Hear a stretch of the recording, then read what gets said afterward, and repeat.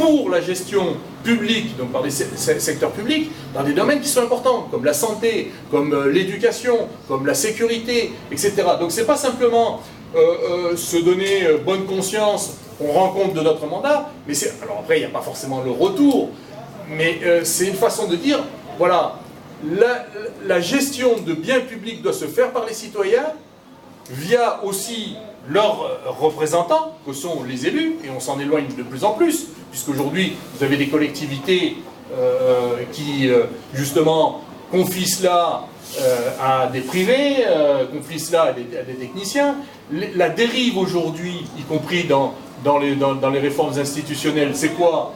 La disparition, la volonté de faire disparaître le département, c'est éloigner encore plus les centres de décision des citoyens, où les élus, de toute façon, quasiment, même s'ils en avaient la volonté, eux-mêmes sont un petit peu dépassés. Alors on commence à dire les parlementaires, ils sont débordés par le rythme des réformes législatives. Les conseillers métropolitains ne sont pas assez présents parce que ceci, parce que ça. Je ne cherche pas des excuses, mais c'est une façon, j'allais dire presque naturelle, de dire c'est de plus en plus la technocratie qui va prendre le pouvoir sur le reste.